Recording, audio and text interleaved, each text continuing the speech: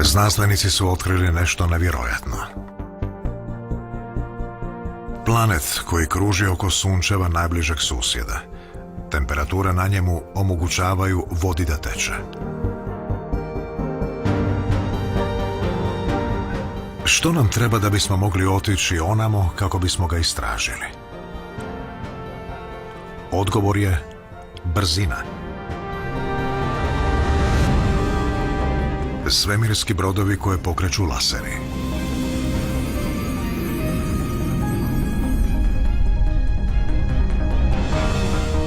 Antimaterijski motori. Warp pogon. Upravo iz znanstvene fantastike.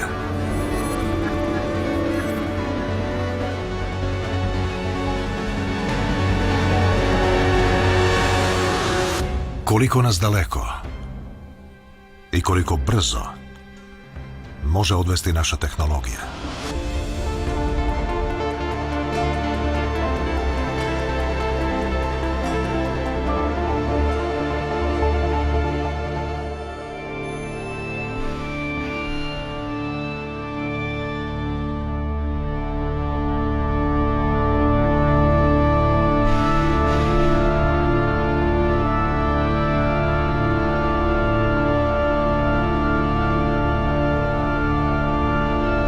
Brže od svjetlosti.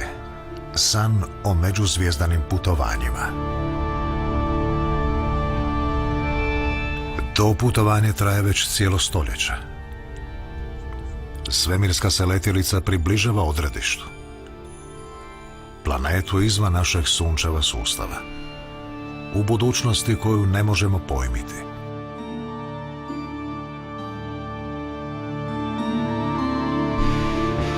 Slijetanje će označiti prekretnicu u našem vječnom nastojanju da proširimo vidike, da istražujemo i preživimo.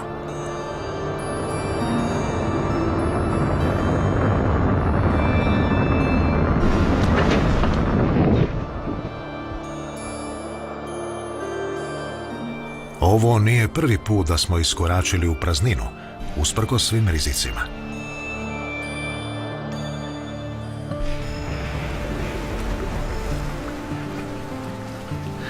Veći dio naše povijesti, oceani su bili veliko neistraženo područje. Prije nekoliko tisuća godina na jugozapadu Tihog oceana pojavila se pomorska kultura.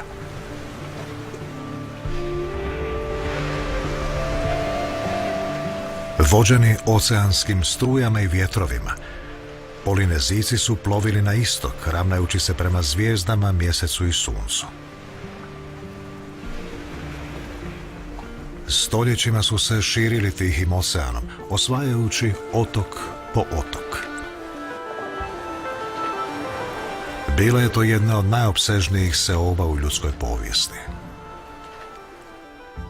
Najdalje su došli do Uskršnjeg otoka, što je više od 2000 km od najbližega kopna.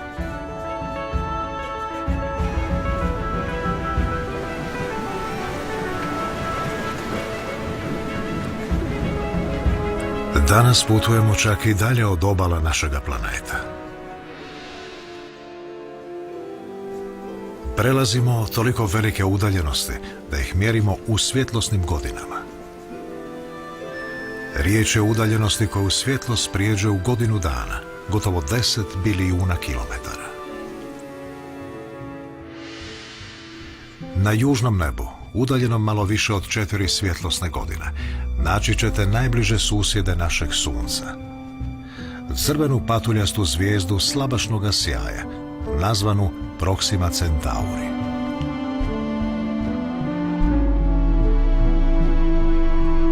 I dvije zvijezde u paru, nalik Suncu, nazvane Alfa Centauri.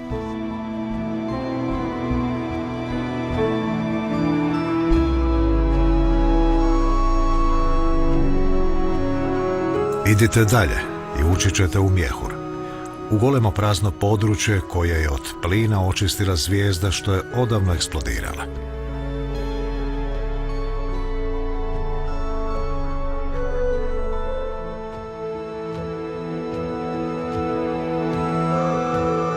U tom mjehuru, udaljenom 50 svjetlosnih godina od Zemlje, nalazi se 150 zvijezda dovoljno sjajnih da ih se može vidjeti golim okom.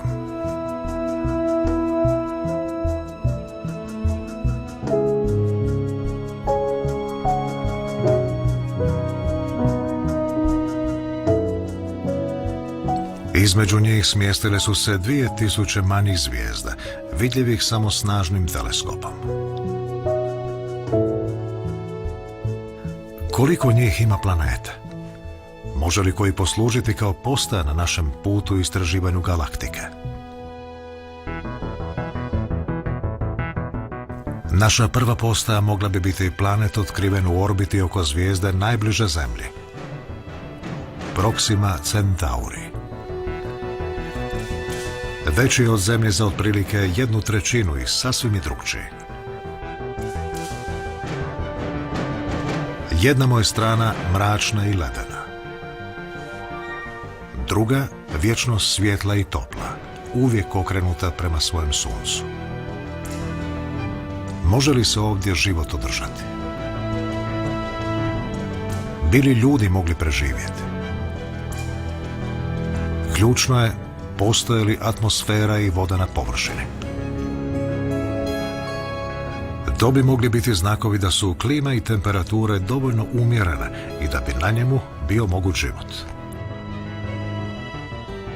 Ako se pokaže da se Proxima b ili bilo koji drugi planet u tom solarnom susjedstvu može naseljavati, sigurno ćemo čuti poziv da pokrenemo ekspediciju kako bismo ga posjetili i istražili izbliza.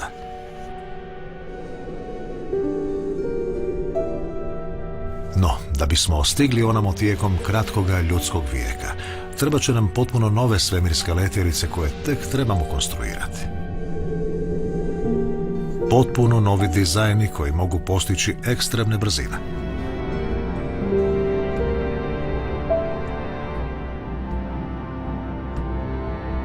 Otkriće Proxime b rezultat je intenzivne potrage za svjetovima poput Zemlje u blizini našeg Sunca.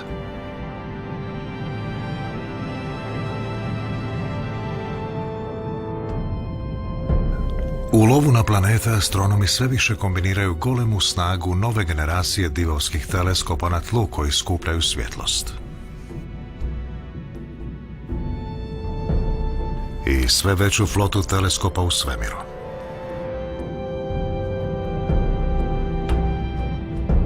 Tranzitni satelit za istraživanje egzoplaneta ili TESS dizajniran je da prati više od 200.000 zvijezda.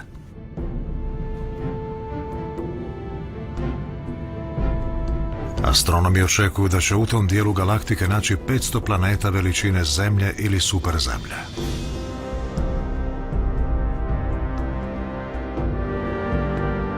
TESS-u će se pridružiti dugo očekivani svemirski teleskop James Webb. Svojim segmentiranim primarnim zrcalom, gotovo 3 put većim od onog na Hubbleu, omogućit će znanstvenicima da pretražuju svjetlost obližnjih zvijezda kako bi našli siluete planeta.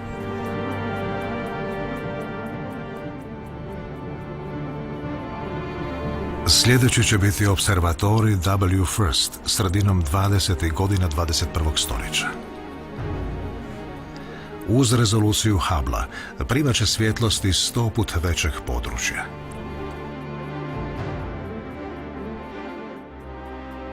Možda ćemo tako dobiti prve izravne slike planeta veličine Zemlje.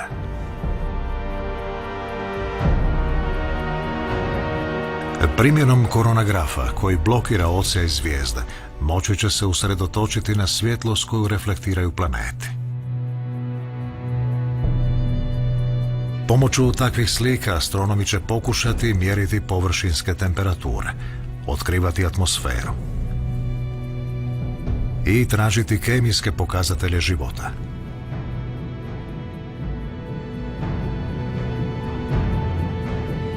U međuvremenu smišljaju potpuno nove testove za otkrivanje pogodnosti za život. Jedna se skupina služila Hubbleom da bi ispitala niz od 7 planeta nedavno otkrivenih u orbiti ultrahladne patuljaste zvijezde, udaljene 40 svjetlosnih godina, nazvane TRAPPIST-1.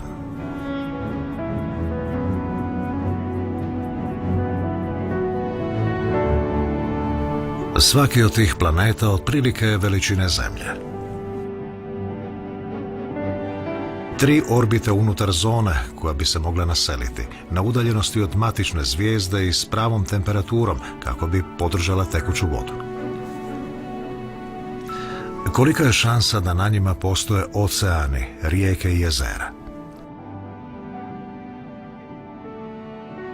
Zvijezde crvenih patuljaka kao što su Trapist-1 ispuštaju velike i silovite baklje.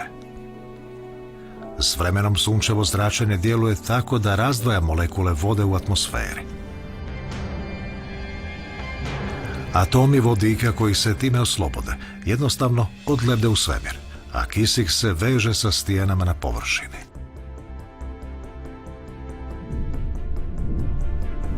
Taj je isti proces dokumentiran i na planetu Marsu. U njegovoj ranoj povijesti bilo je dovoljno vode koja je urezala mreže riječnih i jezerskih korita.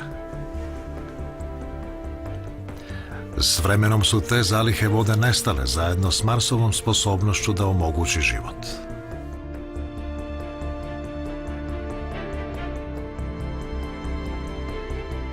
Da bi otkrili jesu li planeti oko zvijezde Trapist-1 ostali bez vode, astronomi su izmjerili količinu ultraljubičaste svjetlosti koja ih pogađa, što upućuje na njihovu izloženost sunčevim bakljama.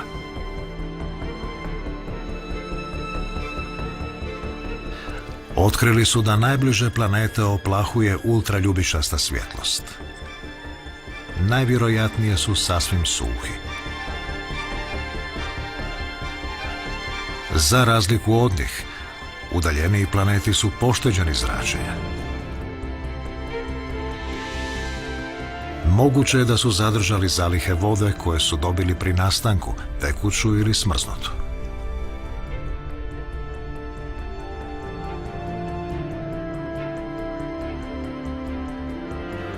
Na temelju statističke analize dosad otkrivenih sunčevih sustava, jedna studija procjenjuje da postoji barem jedan planet poput Zemlje na udaljenosti manjoj od 20 svjetlosnih godina.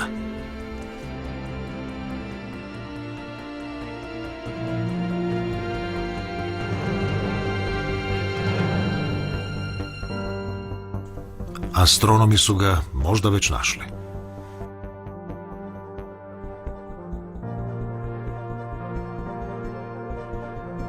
Svake večeri u ovoj kontrolnoj sobi čileanskog observatorija La Silla astronomi se upuštaju u najintenzivniji lov na planete u blizini Sunca.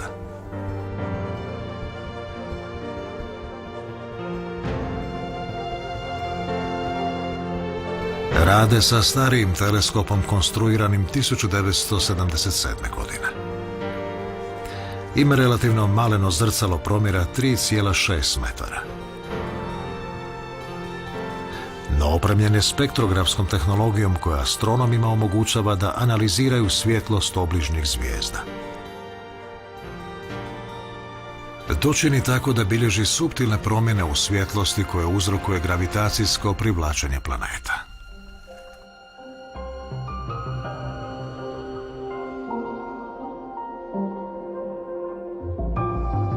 Među njihovim metama je zvijezda koja leži točno ispod sazvježđa Lava, 11 svjetlosnih godina od Zemlje.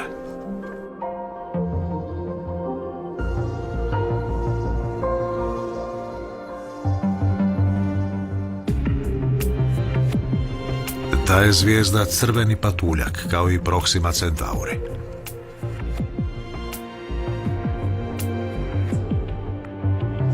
Astronomi su otkrili da oko te zvijezde unutar zone koja bi se mogla naseliti kruži planet malo veći od Zemlje.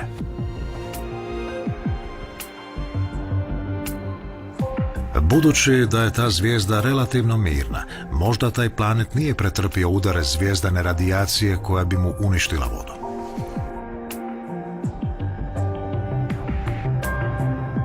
U sljedećim godinama zvijezda Ross 128 bit će glavna meta novog divovskog teleskopa koji se trenutačno gradi. Astronomi će njime istražiti atmosferu tog planeta i tražiti biomarkere, na primjer kisik ili druge dokaze gostoljubive klime. Astronomi će tražiti i dokaze o evoluciji našeg vlastitog planeta, kao i odgovor na ono drevno pitanje: jesmo li sami u svemiru?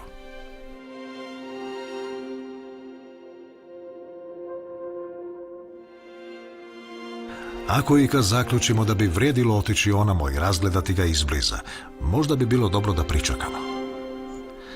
Ross 128 se zapravo giba prema nama. Utren kozmičkog oka za 75.000 godina postaće najbliži susjed našeg Sunca.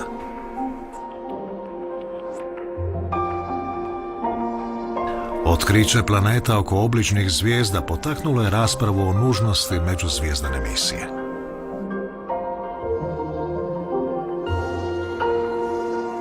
Fizičar Stephen Hawking jedan je od sve većeg broja znanstvenika koje zabrinjava oblak neizvjesnosti što obavija budućnost Zemlje.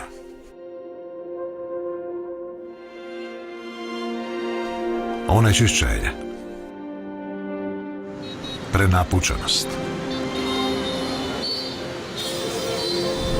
rat, klimatske promjene, podizanje razine mora. Kažu da nemamo izbora, da moramo razviti tehnologije potrebne ne samo za putovanje u druge solarne sustave, nego i za preživljavanje u izvanzemaljskim prostorima.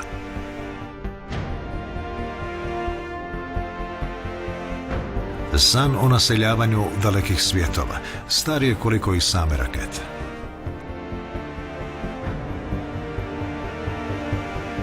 Još početkom 20. stoljeća ruski svemirski vizionar Konstantin Tsiolkovski vjerovao je da će ljudi jednog dana stići do zvijezda.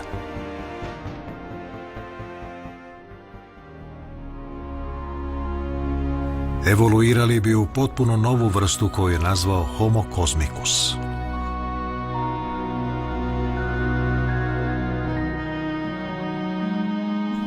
Tsiolkovski je iznio osnovnu fiziku raketa.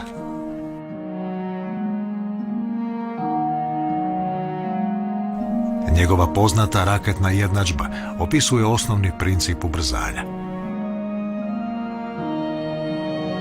Sila mase koja se velikom brzinom izbacuje iz stražnje strane rakete, nasuprot ukupnoj masi rakete.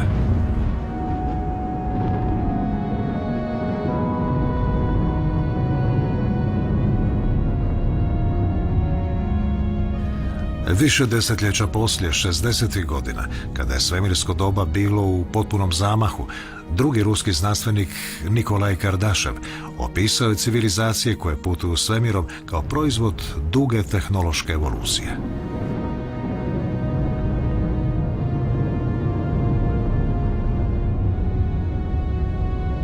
Definirao je tip 1, planetarnu civilizaciju, kao onu koja ima sposobnost iskorištavanja energije jednake onoj sunčevoj koja obasjava naš planet.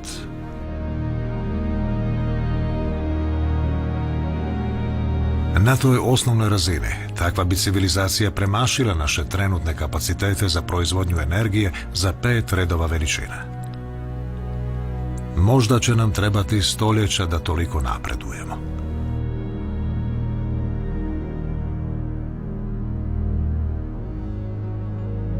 Možda će trebati tisuće, pa čak i milijuni godina da dosegnemo razinu tipa 2, sposobnost iskorištavanja energije ekvivalentne jednoj zvijezdi. Ili razinu tipa 3, energije cijele jedne galaktike.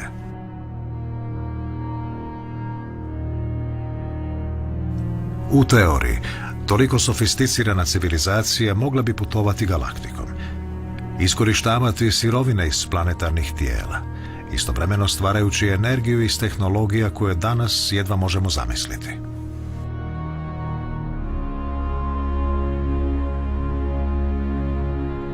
Napredak do te razine ne znači da smijemo samo tako napustiti Zemlju.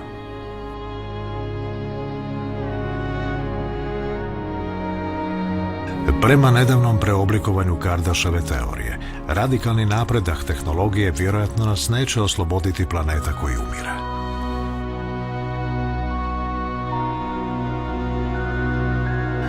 Prema tom pogledu, međuzvijezdana će putovanja biti moguća ako se uspješno riješe sve veće energetske potrebe čovječanstva, i to učinkovitijim, snažnim i sigurnim tehnologijama.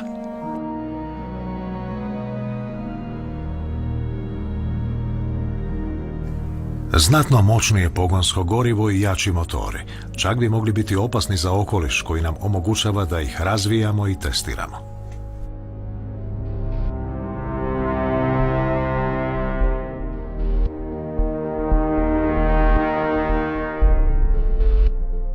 Da bismo napredovali prema planetarnoj civilizaciji, morat ćemo proizvoditi energiju na načine koji štite našu bazu, Zemlju.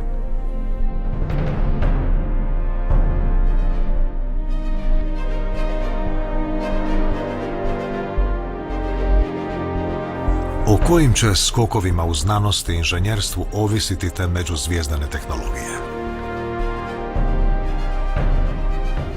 Koliko daleko, koliko brzo će nas odvesti?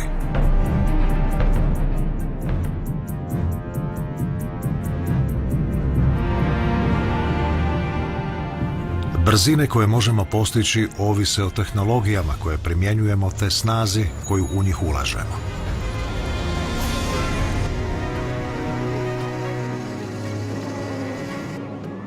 Snaga se često mjeri u džulima, količini potrebnoj za podizanje predmeta od 100 grama na visinu od 1 metra, suprotstavljajući se zemljinoj gravitaciji. Metabolizam prosječne osobe u mirovanju proizvodi 100 džula u sekundi ili 100 vata, jednako kao i žarulja.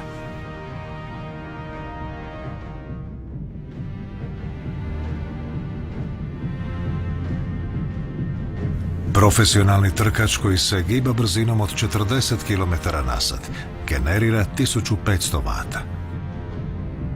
Služeći se tehnologijom bicikla, istom tom razinom snage postižemo i do 66 km/h.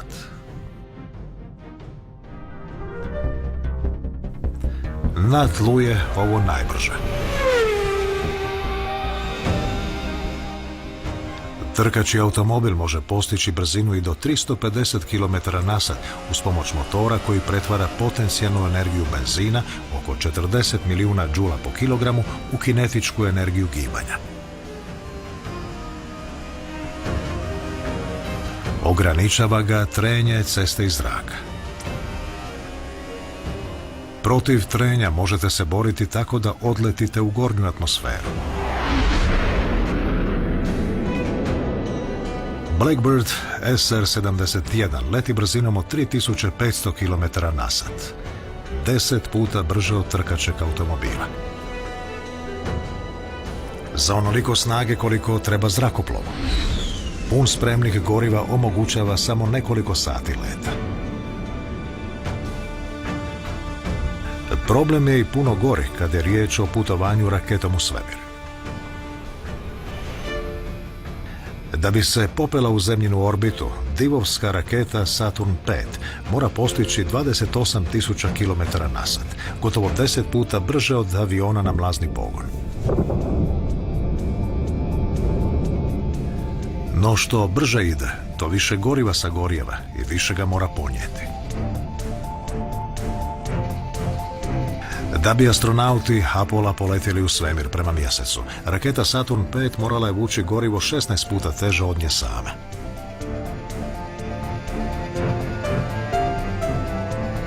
Koliko god da su rakete na kemijsko gorivo neučinkovite, ispunile su goleme zahtjeve svemirskog doba.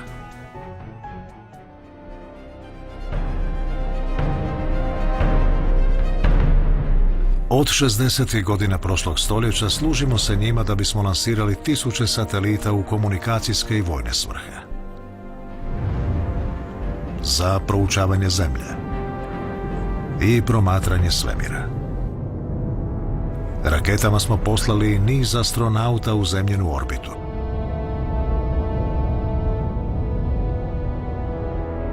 Sada već povučeni svemirski šatl poslužio je kao platforma za istraživanje, za lansiranje i servisiranje svemirskog teleskopa Hubble i za izgradnju međunarodne svemirske postaje. Nasljednica ruske postaje Mir i američkog Skylaba. Međunarodna svemirska postaja počela je poprimati svoje obličje 1998. godine. Nakon više od 150 misija s posadom i bez nje, postala je najveći zajednički inženjerski projekt u povijesti.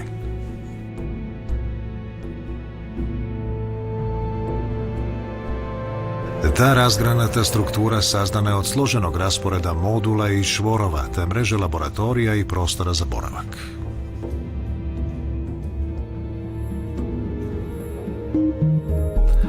Ovdje astronauti uče živjeti dulje vrijeme odvojeni od klimatskih sustava, resursa i udobnosti našeg matičnog planeta.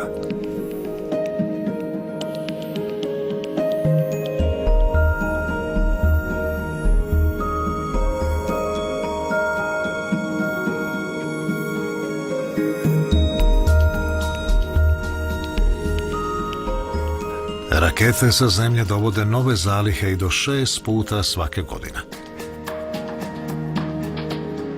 Ove bespilotne kapsule iz Rusije i Sjedinjenih Država nose stotine obroka, novu opremu i znanstvene eksperimente.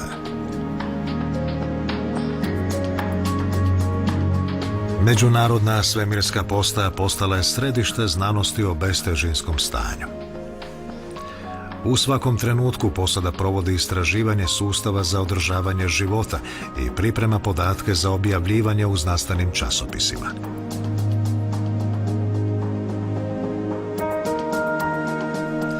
Pristaše tog rada smatraju da on postavlja temelje duljim i ambicioznijim misijama s ljudskim posadama.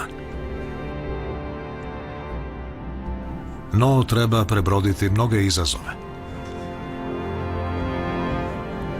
Osim recikliranja otpada i unutarnje atmosfere, sustavi za održavanje života moraju uključiti proizvodnju hrane.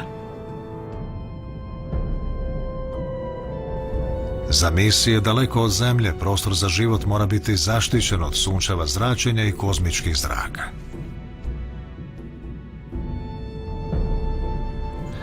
Kad se ti problemi riješe, neki zamišljaju konstrukciju baza u orbiti oko Sunca. Zajedno s tvornicama ili čvorištima za opskrbu koji bi omogućili stvaranje mreže udaljenih kolonija.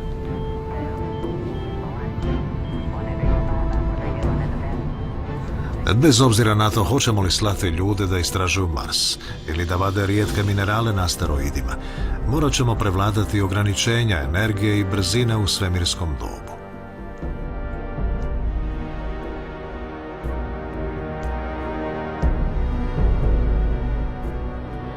Zbog količine goriva koja je potrebna samo da bismo poslali raketu u svemir, većina svemirskih letjelica za duga putovanja može samo lebdjeti do svojih odredišta.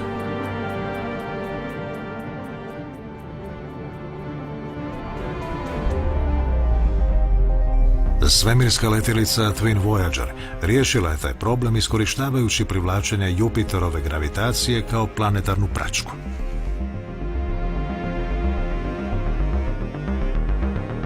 Jureći brzinom od 62.000 km/h, više nego dvostruko brže od Saturna V, Voyager 2 postao je prva svemirska letjelica koja je izašla iz sunčeva sustava. No koliko se god brzo kretala, treba će joj još 73.000 godina da dođe do zvijezde Proxima Centauri.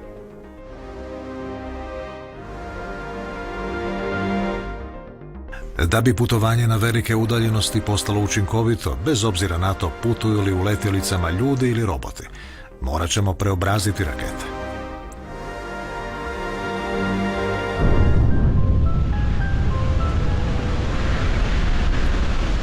Potraga za bržim, naprednijim svemirskim brodom počela je 60. godina prošlog stoljeća u sjeni utrke u nuklearnom naoružavanju. Nuklearne bombe oslobađaju energiju cijepanjem atoma. Zamislite da se taj potencijal iskoristi za pokretanje svemirskog broda. Znanstvenici su testirali potpuno novu vrstu rakete, letjelicu koju pokreću male nuklearne eksplozije.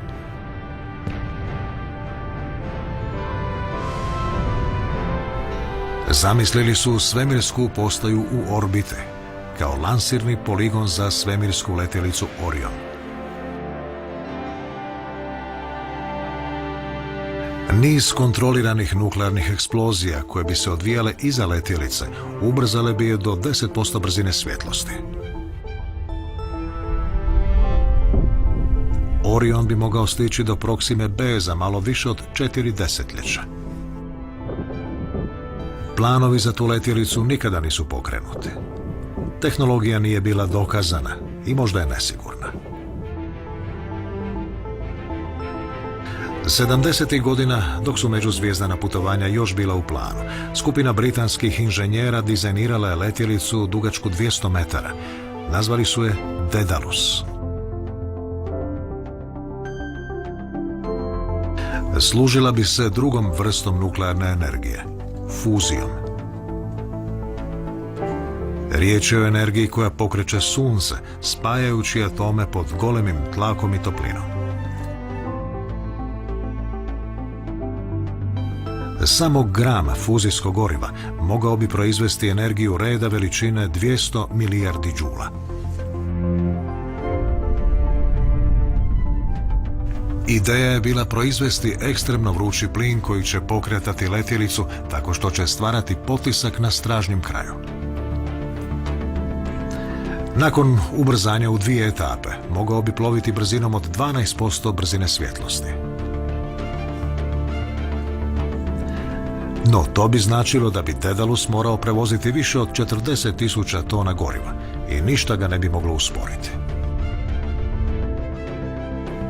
Dok bi pokraj cilja letio brzinom od 129 milijuna kilometara na sat, rasporedio bi flotu robotskih istraživača koji bi mogli na brzinu baciti pogled.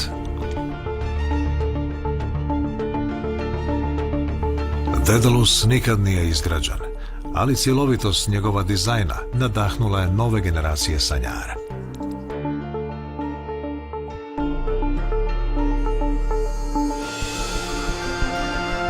Danas jedna skupina znanstvenika vjeruje da možda postoji učinkovitiji način kako doći do Proksime B.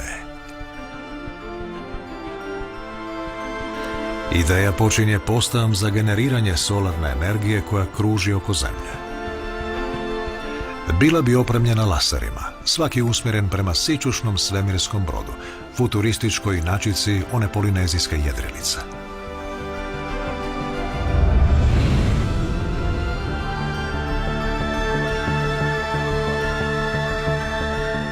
Sila koju sijeva svaki laserski snop je mala, ali zajedno u prostoru bez strelja mogu pokrenuti svemirsko jedro s nevjerojatnim uspjehom do 20% brzine svjetlosti.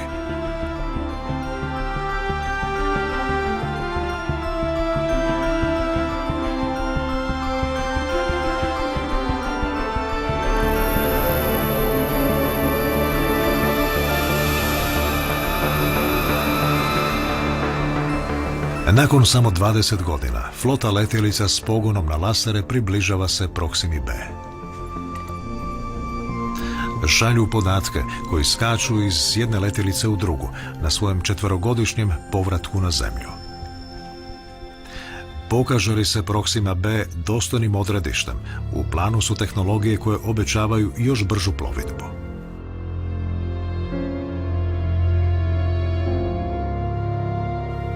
Što ako bismo mogli iskoristiti nešto iz znanstvene fantastike?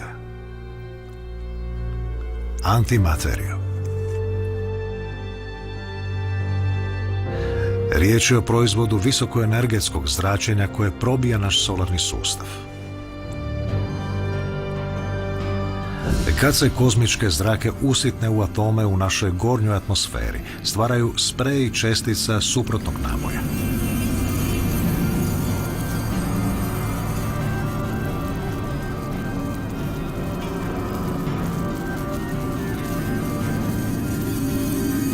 Ako ne možemo uhvatiti čestice antimaterije u orbiti, možda ćemo naći način da ih proizvedemo na Zemlji.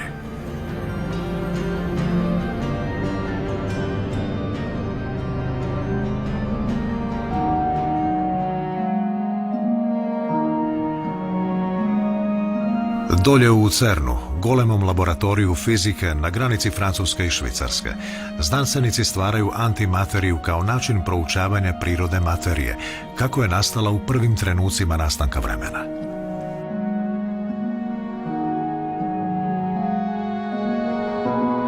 Uz pomoć velikog hadronskog sudarača ubrzavaju atome gotovo do brzine svjetlosti i sudaraju ih kako bi se raspali na svoje temeljne sastavne jedinice.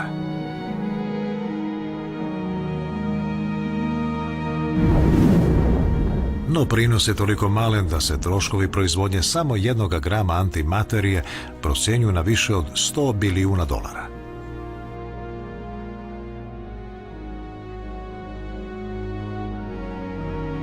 Ona je toliko volatilna da je skladištenje više od nekoliko atoma istodobno veliki izazov.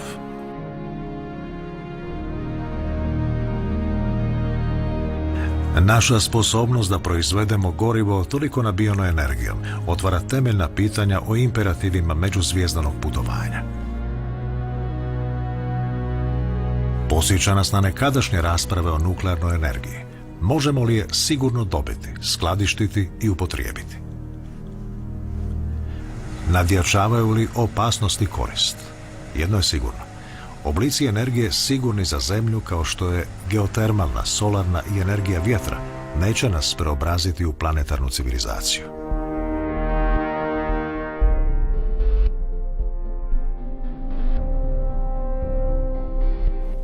Oni nemaju snage kojom bismo mogli doći do zvijezde Proxima Centauri. Antimaterija možda ima. Ona je najjače poznato gorivo. Proizvodi oko 2 milijarde puta više energije od konvencionalnog raketnog goriva. U suvremenim izvedbama svemirskih letjelica protoni i antiprotoni izolirani su magnetskim poljima.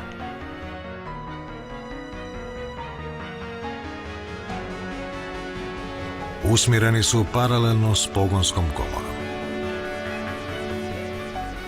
Ondje gdje se sudaraju, snopovi uništavaju jedni druge.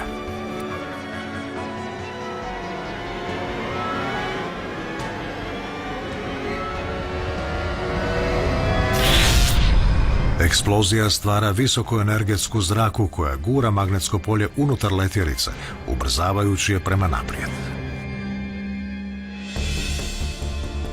Iako bi bila potrebna samo 1000 grama za let do Saturna, letjelica bi trebala nositi još mnogo tona da bi uspjela postići brzinu potrebnu za međuzvijezdana putovanja i stići do Proxime Centauri za vrijeme jednog ljudskog života. Takvo moćno gorivo donosi i ozbiljne opasnosti. Visoke temperature koje bi proizvodio antimaterijski motor bile bi dovoljne da unište svemirski brod. Morao bi biti izrađen od materijala koji još nisu izumljeni, a koji bi tu toplinu mogli ispuštati u svemir.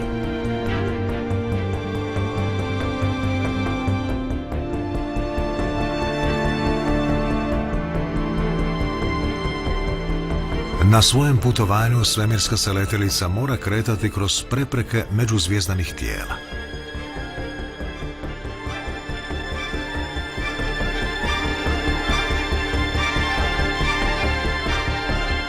Ako bi naišla na meteor, koristila bi se baterijom štitnika kako bi pretvorila to tijelo u prah i otpuhnula ga.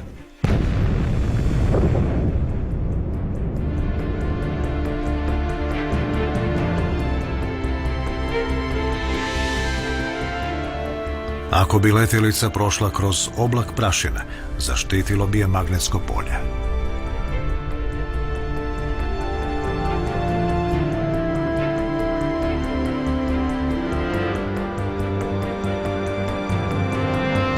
Kad se napokon približi svojoj meti, pustit će sondu, našeg kozmičkog izaslanika.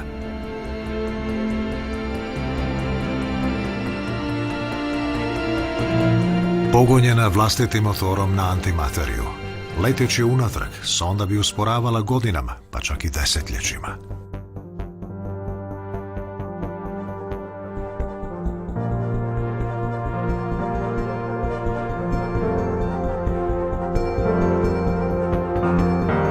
Čak i pri ovakvim brzinama, misija bi vjerojatno bila preduga da bi jedan čovjek mogao putovati njome.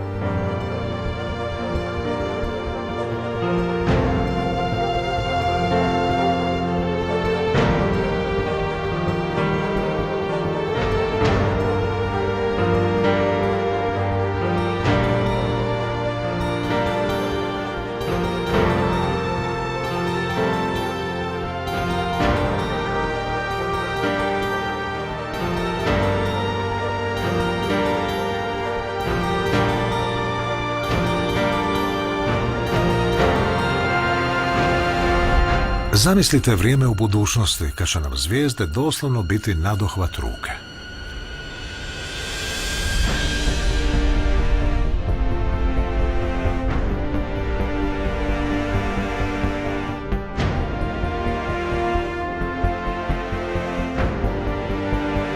Svemirski brod ulazi u orbitalnu postaju, pripremajući se za lansiranje.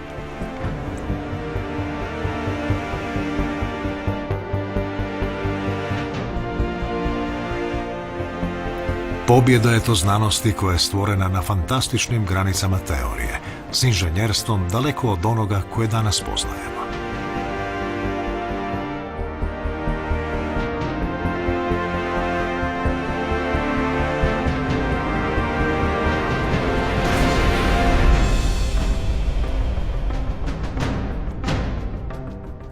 Temelji se na nevjerojatnom otkriću Alberta Einsteina da gravitacija zapravo iskrivljuje svemir golemim tijelima.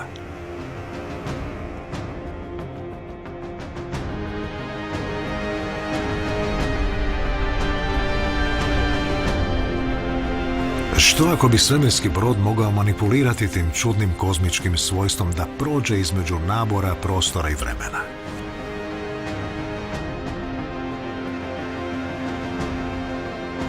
Takvu bi svemirsku letjelicu pokretali egzotični oblici materije koji još nisu otkriveni i ekvivalent sve električne energije koju proizvode Sjedinjene Američke Države.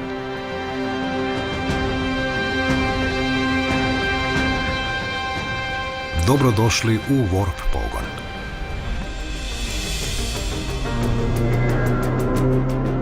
U teoriji, ovaj bi brod mogao ići brže od svjetlosti, dok kroz galaktiku prolazi u kozmičkom mjehuriću.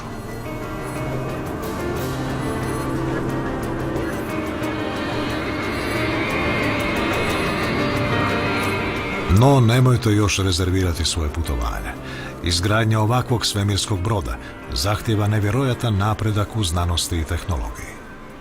No tko zna kakve će sve izazove prevladati ljudska domišljatost, koje će nas ideje i tehnologije jednog dana odvesti dalje.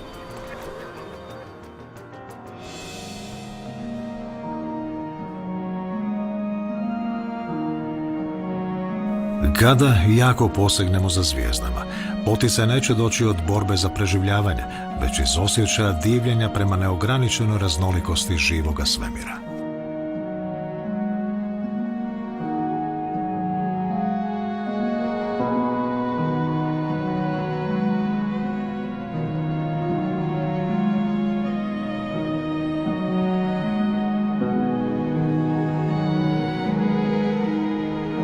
Zamislite dan, stotine ili tisuće godina u budućnosti. Kada svemirski brod stigne na Proksimu B ili neko drugo odredište.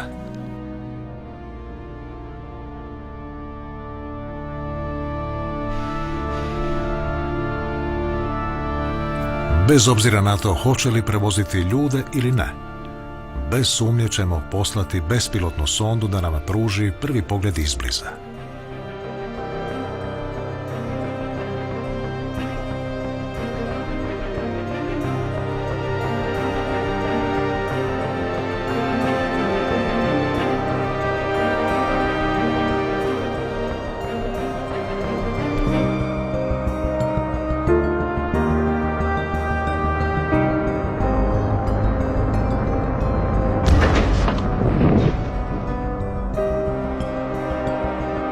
Možda će sletjeti pomoću istih tehnologija kakve smo usavršili u naše doba, u zoru planetarnog istraživanja.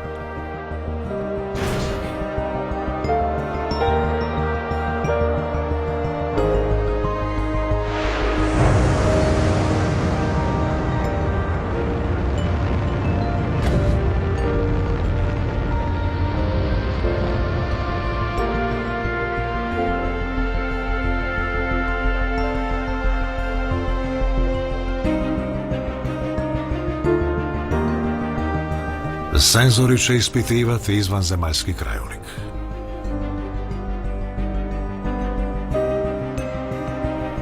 Umjetna inteligencija tumačit će ono što vide.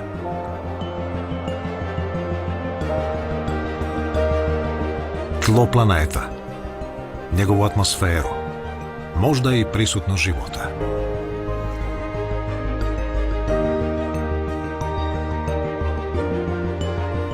Novi će svijet polako predati svoje tajne. Sa svakim otkrićem razmišljat ćemo o odiseji koja nas je ondje dovela. Te kako je počela u otkrićima i snovima davnih generacija.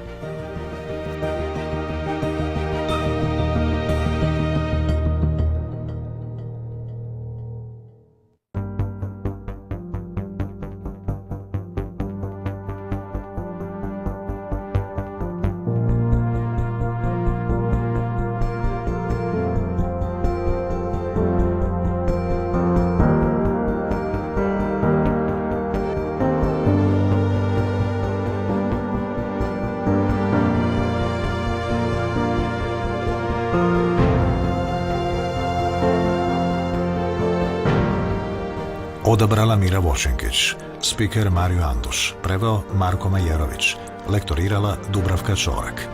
Tonski obradio Mladen Klancir, pripremila Branimira Borčić-Nemec, obrada Hrvatska radiotelevizija.